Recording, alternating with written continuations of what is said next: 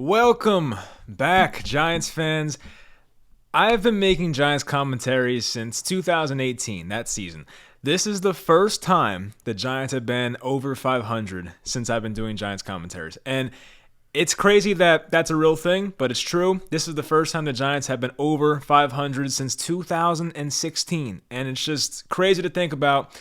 But we finally got here. 6 years later, the Giants pull off the upset victory at Tennessee, and they beat the Tennessee Titans on a missed game-winning field goal chance by the Titans themselves. So it was awesome. Brian Daboll, giant balls, and went for two when most coaches probably would have played for the tie, but Brian Daboll went for it. The Giants converted. Led to a missed field goal when we thought we were going to lose. And, because it felt like typical Giants, like, oh, the Titans will go down the field and kick a game-winning field goal, and this will all go for nothing. But luckily they missed, and we are on the right side of a very close game for once, which does not happen very often. So it's a great feeling. It's great to be 1-0. And look, I don't want to go too far ahead. Next week is pretty winnable, so you never know. But anyway, we're going to talk about this game, this victory. Very hyped about it, so let's get into it. Let's just start with Saquon Barkley off the top and how special he was in this game. He had his most rushing yards in a game since December 22nd, 2019. This man has not rushed for this many yards since COVID was a thing. So Saquon Barkley went out here today against a run defense last year that was like either 1, 2, or 3. They were very good. I did it in the preview video. I forget the exact number, but the Titans' run defense was very good last season. Top 3 in the NFL. Saquon Barkley went out there today, averaged 9.1 yards per carry, had a rushing touchdown, and had 18 carries for 164 yards. Also added 6 catches for 30 yards through the air. Now, in the first half, it wasn't the biggest game from him, but he was looking okay. And then, he was running hard, too. He definitely was running harder than we saw in the previous years, and he just looked right? So Saquon comes out in the third quarter, one of the first few plays, I think, in the third quarter, and has like that 60, 70-yard run down the left sideline. And that was like, wow, I have not seen that type of Saquon run in a very long time. We saw some Saquon plays from last year. I remember that Thursday night game against Washington early in the season. He had like a 40, 50-yard run, but we have not seen Saquon look that explosive since, honestly, 2018. So to see him look this good in a contract year, I mean, that's awesome for him, but also awesome for the Giants. He was awesome in this game, and you got to give credit to the offensive line. They definitely did a good job run blocking. Pass blocking, not so much. I mean, some of that was on the pass blocking, some of that was on Daniel Jones, and we'll get into that. But I would say overall, Saquon Barkley just had a magnificent day, and if he can continue that, I mean, we're talking about comeback player of the year, possibly leading the NFL in rushing. I know Jonathan Taylor had a big day today, but you never know. So hopefully Saquon can keep that up and stay healthy this year because he's going to put up very special numbers if he can do that. Now, offensively, passing the ball wise, it wasn't like the biggest passing game for the Giants. Of course, the Sterling Shepard play comes to mind. That play was a 65-yard touchdown in the third quarter, and that was big because not only because it's a long touchdown and that's great, but it's big for us Giants fans because we have not seen many deep throws in the past couple of years. Like, you try to go back and think of how many deep long pass touchdowns the Giants have had in recent memory, and there's not many. You think of the Justin Ross play against the Saints.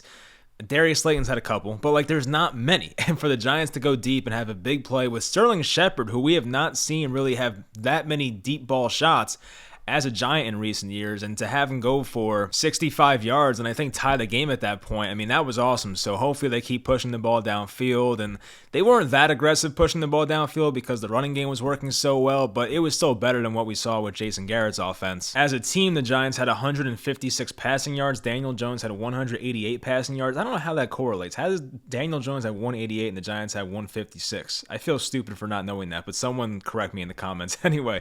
But yeah, Daniel Jones was 17 of 21, 188, and 2 touchdowns, 1 interception.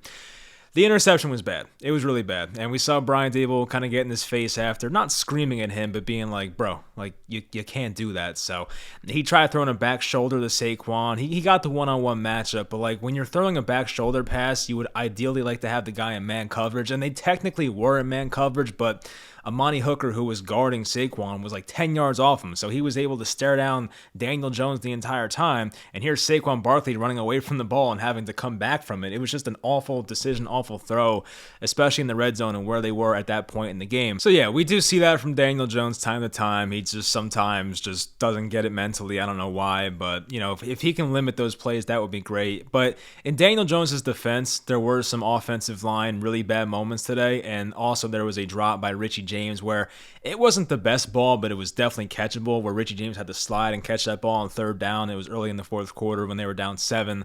So that was a big play there that Daniel Jones could have had if his receiver caught it. Now, some of the sacks, I'm not going to go through every single one, obviously. I can't remember every single one. But some of the sacks, it felt like Daniel Jones was kind of running into them. It's not like it was all in the offensive line. Some were the offensive line, and some was Daniel Jones not having the best pocket awareness. So you would hope that stuff cleans itself up as time goes on. But on that final drive where the Giants took the lead, there was that 4th and 1 rollout play with Daniel Jones, like a bootleg to his left play action rollout.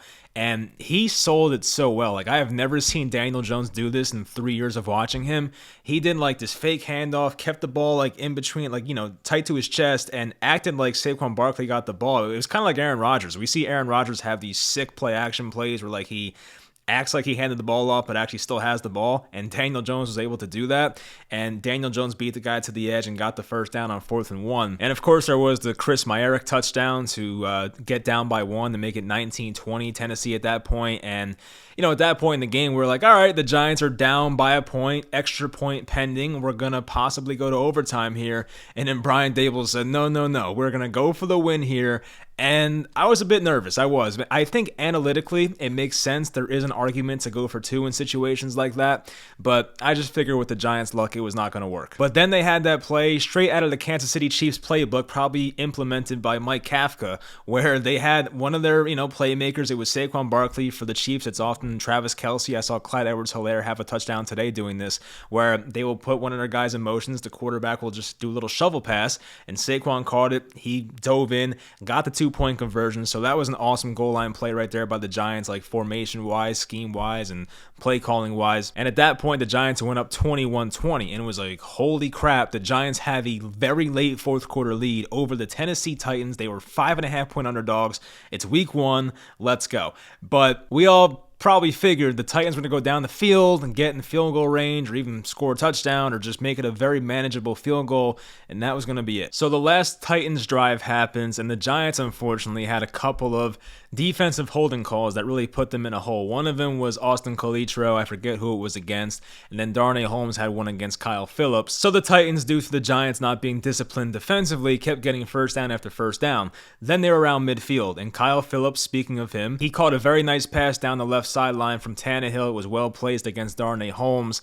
And at that point, they got themselves in field goal range, and that's when it felt like, oh my God, the Giants are going to lose this game, because Kyle Phillips went out at like the 26-yard line of the Giants, so they were very much in field goal range at that point. I think when you're out around the 26, that's like a 43, 44-ish yard field goal. Then they ran that weird, stupid play where Tannehill ran and lost 3 yards, and then that set up a 47-yard game-winning field goal attempt down 21-20 for the Titans kicker Randy Bullock. It's funny, I went to Twitter to search how far the field goal was, and I typed in Randy Bullock, and the next thing that came up was Randy Bullock fat. I was like, oh, okay, that's not nice. But anyway, so Randy Bullock goes on for the 47-yard field goal, and the Giants iced the kicker, and shout out to the ref. I know the ref came in there and took the snap away and didn't let him get a practice kickoff, so shout out to the ref. And then Randy Bullock sets up, I think it was on the right hash maybe, and he sets up for the 47-yard field goal, and he hooks it too far to the left. It looked good like the first second, then you see it keep tailing, and sometimes field goals are tricky. They're like knuckleballs from Tim Wakefield. Sometimes they just bounce around and, somehow get into the last second. But this one went far left, and it was just jubilation in my living room. It just felt awesome. Like, I had some PTSD from last year when I was streaming that game against the Washington football team when we thought the Giants won, then Dexter Lawrence was offsides. Like 5 seconds later, they threw the flag. So I was waiting a bit to just be sure this game was over. And then, I count to like 5 Mississippi in my head. I don't see any flags. And I'm like, this really just happened. The Giants really just went to Tennessee against the freaking 1 seed from last year. I know they lost some pieces, blah, blah, blah. But Tennessee is supposed to be a good team. The Giants are not. So to go to Tennessee and get that win in that environment was awesome. And look, it wasn't perfect. There was the awful interception. They had so many defensive breakdowns, especially with their linebackers and coverage. They made this Dontrell Hilliard guy, who plays behind Derrick Henry looked like freaking 2019 Christian McCaffrey. The guy had like 2 receiving touchdowns. So that was not ideal. And I think we play the Panthers next week, so that might not be good. But the linebackers in coverage was awful. There were too many times where Tannehill was dropping back to pass and he was able to set a tent back there and just was chilling for 5 seconds and found his open guys, whether it was Woods or Phillips over the middle and Treylon Burks. Just too much of that crap. But I know the Giants had their 2 best pass rushers out, so don't comment going, oh, they didn't have Azeez, they didn't have Kayvon. I know. But I'm just saying, when those guys come back, they got to get better with the pass rush. And speaking of the pass rushers, I do know O'Shane Ximines batted down a pass on the last drive, so shout out to him for that. It just didn't seem like the Giants got much pressure in this game. There were a few times Tannehill had to roll out and make a throw on the run or throw it away, so I guess that counts as pressure. But they really didn't have many sacks. Their 1 sack was from Timon Fox. I don't even remember that happening, so I forget. It probably was not in like a big part of the game. But yeah, the pressure on Tannehill was not enough. But I will say, they were able to hold Derrick Henry in check. I mean, Derrick Henry averaged 3.9 yards per carry, 21 carries, 82 yards. And I said this in the preview video on Friday. I said to you guys, Derrick Henry, although he will have those games where he has like 30 carries for 180 yards and 2 touchdowns, there are the games where Derrick Henry will have like, I think I said 23 carries for like 74 yards. And it was one of those games. It was 21 for 82, so I was close enough. But Derrick Henry will have these games every now and then, and the Giants luckily were able to, stop him and really just not let him take over the game. And, guys like Dexter Lawrence and Leonard Williams definitely deserve credit, but even some other guys, like I think Julian Love stood him up once. Tay Crowder rocked his shit one time. I don't know how that happened. I think Henry might have been in the air. He was kind of like hopping over a guy that was on the ground. And Tay Crowder just comes out of nowhere, just knocks him over. I was like, wow, was that Tay Crowder? So Tay Crowder made a good tackle on him. DJ Davidson, the rookie, had a good tackle. He was like a 6th-round pick. So there were guys that stepped up and made big tackles in the run game today. So I love seeing that. I think even Aaron Robinson had a good tackle. I think Henry was running to the left side and Aaron Robinson just somehow got his ankle and was able to trip up Henry. So, these guys were not scared to tackle Derrick Henry. That's a scary task. A person like me who is barely 5'9" and just would never be on an NFL field, if you said, hey, Mike, go tackle Derrick Henry, I'd be like, I'm good. I know it's these guys' jobs, but tackling a guy that's like, what is Derrick Henry, 6'3", 247 pounds, it's not something that is fun to do. Some other stuff, Wan'Dale Robinson left the game, I believe, in the first quarter with a knee injury, and it was just like, it sucked because the Giants were down like 13-0 at that point, and then it was just like another wide receiver injury added on to the fact that Kadarius Toney was not playing, which we'll go over in a second. But yeah, Wan'Dale Robinson, Jordan Ronan just like kind of retweeted somebody saying that Wan'Dale is, he had an x-ray, it was negative, he's getting an MRI tomorrow, and hopefully it looks good. But Wan'Dale seemed pretty confident that he should be fine. So hopefully Wan'Dale's okay. He will definitely be one of the Giants' like leading target guys if he's able to be on the field this year. Kenny Golladay, by the way, 2 targets, 2 catches, 22 yards. I don't know how many snaps he played. We'll get that information at some point later in the week, or probably by tomorrow, I should say. But yeah, not the biggest game for Kenny Golladay. I think he had a couple catches in the first half and then just was not really used much in the second half at all. Only got targeted twice.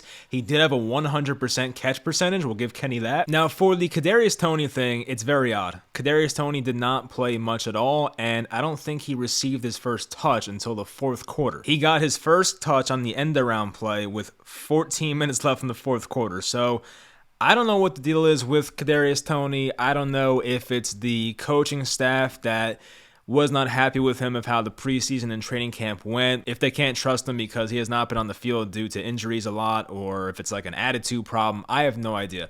But what I know is this: Kadarius Toney is the Giants' most talented receiver. He was suited up, he was healthy for all we know, and was barely used today. I know the Giants got out of here with a victory, but if your ultimate goal is to win games, why the hell isn't he playing? So that's my complaint about today and what I saw, but maybe he plays more in week 2. It's hard to know what's going on. I'm sure Dable will get some questions about it. We'll see if he goes into it or not, but I don't know. To see Kadarius Toney, who once again is the Giants' best receiver in a lot of people's opinion, mine too, to see him barely play in this game and not get a single touch of the football until the 4th quarter is very, very odd. I think he touched the ball twice today. It was the end-around play. He picked up like 15 yards, made a couple guys miss. Then there was the play a couple drives later in the middle of the 4th quarter where Kadarius Toney was, on an end around and was supposed to be the quarterback, and nobody was open, so we did another end around and picked up a few yards. So, he was making guys miss. He looked good. He looked healthy, but for some reason, Kadarius Toney was not on the field for a lot of today. It seemed like it was a lot of Richie James playing his role, and Richie James looked pretty good today. Had maybe 1 or 2 decent punt returns. Did have 5 catches for 59 yards. So it wasn't like any deep throws. It was mostly just catching slants and picking up first downs. So it was useful stuff, but I would definitely prefer to see Kadarius Toney. I think that Richie James is fine, but like the unknown of Kadarius Toney and how talented he is definitely more intriguing than what Richie James is right now. We also saw some rotation with the offensive line.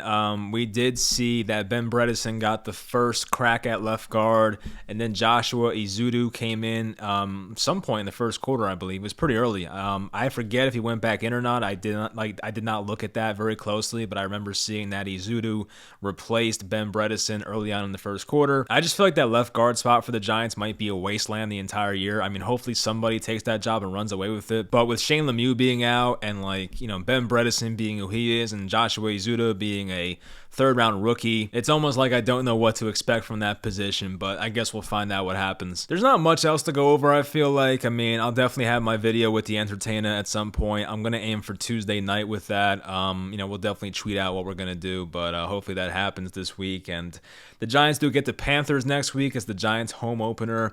The Panthers were very close to winning today. They lost on a game-winning field goal by the Browns, so the Baker Mayfield Bowl did not go in his favor. So them coming off a loss, they'll be hungry. It is the classic letdown game if you're a Giants fan, but hopefully they find a way to win that game. I don't take Carolina lightly. I think their defense is young and very talented. They have a lot of young, talented guys there. Jeremy Chin, J.C. Horn, Yetur Gross-Matos, Brian Burns, CJ Henderson, if I didn't say him yet. I mean, they have a lot of good young defensive players there. So Derek Brown was their top 10 pick a couple years ago, the defensive tackle. They have a young, talented defense, and McCaffrey's healthy. I just mentioned how our linebackers have a lot of difficulty covering, running backs out of the backfield, especially if they had problems with Dontrell Hilliard today, and no offense to him, but if they had trouble with him, Dak Prescott interception to Winfield Jr., awesome. If they had problems with him, then I would say Christian McCaffrey might have a freaking field day next week, and the Giants have to find some way to counteract that. All right, so as we sit here now, the Cowboys, I think, are down 6-3, but Tampa's driving. It would be awesome if Dallas is the one team to go winless in this division. I know the rest of the division won today. Washington was able to beat, who the hell did they play? Oh, Jacksonville. They beat Jacksonville on like a game-winning catch by Jahan Dotson. Their rookie had 2 touchdowns. That was, a great debut by him. And the Eagles won a very high-scoring game in Detroit. Not really a surprise, but yes, those teams are 1-0. The Giants are 1-0.